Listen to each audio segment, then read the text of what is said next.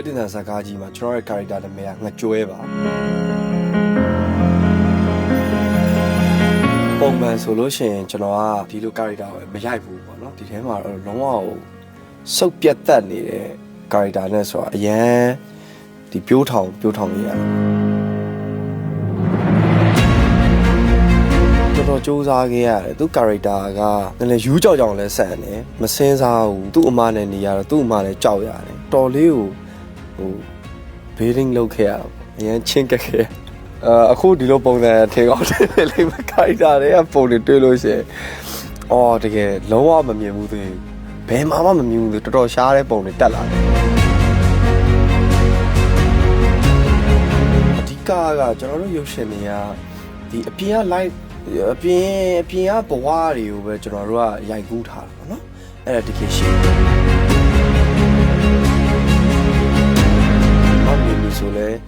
ကျွန်တော်အမားတယောက်လိုပဲပေါ့နော်တခါလေဖြစ်လာတဲ့ emotion တွေကကျွန်တော်အမှန်တကယ်ဖြစ်လာတဲ့ emotion တွေအဲ့လိုမျိုးဒီ situation မှာပဲ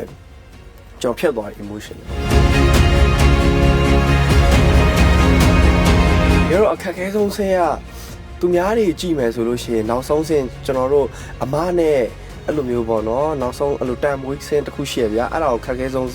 ဆင်းလို့ကျွန်တော်အစတော့ထင်ကောင်းထင်ခဲ့တယ်ဒါပေမဲ့အဲ့ဒါကကျွန်တော်တို့အခက်ခဲဆုံးဆင်းမဟုတ်အဲ့ဒါကျွန်တော်အဲ့လိုရိုက်နေနေကျွန်တော်တကယ် emotion ဖြစ်ခဲ့တဲ့ဆင်းများဒါပေမဲ့ကျွန်တော်တို့အခက်ခဲဆုံးဆင်းကကျွန်တော်အဲ့လို acting ကိုလုပ်မယ်ဆိုပြီးစဉ်းစားတဲ့ဆင်းရှိတယ်အဲ့ဒါကြကျွန်တော်လုပ်တဲ့ acting ဗျာအဲ့လို acting လုပ်မယ်ဆိုပြီးတော့စဉ်းစားတဲ့ acting အတူပေါ့နော်ဘောကြ character ဝင်ပြီးတော့လုပ်ခဲ့တဲ့ဟာတွေပေါ့ဟိုနောက်ဆုံးဆင်းရတကယ်တော့ကျွန်တော်တို့အခက်ခဲဆုံးဆင်းရကျွန်တော်လုံးမယ်ဆိုပြီးစဉ်းစားတဲ့အဆင့်တစ်ခုရှိအဲ့ဒါအဲ့လိုမှန်လည်းမရှိတဲ့ချိန်ပါဗျအဲ့လိုဗကန်းများကြီးကိုကြည့်ပြီးတော့ဟိုအော်ရှစ်တနခါလေးရတဲ့ဆင်းရှိရပြီးရင်ကားရတဲ့ဆင်းရှိဟိုကျွန်တော်တို့က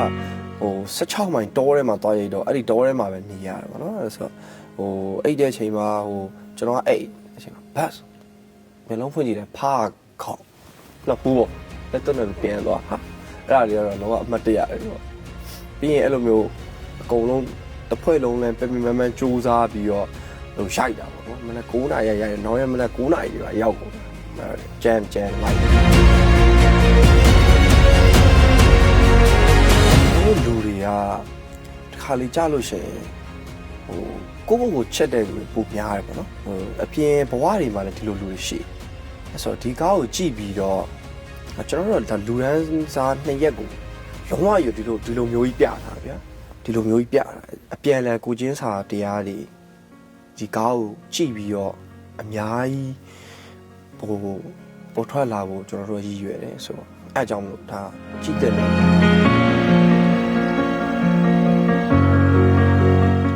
ကျွန်တော်တို့ဒီပဲ့တင်တန်စကားကြီးကမကြခင်ယုံတင်တော့မှာဖြစ်ပါတယ်အဲ့အတွက်ကျွန်တော်တို့လာပြီးတော့ကြည့်ရှုပေးကြပါဦး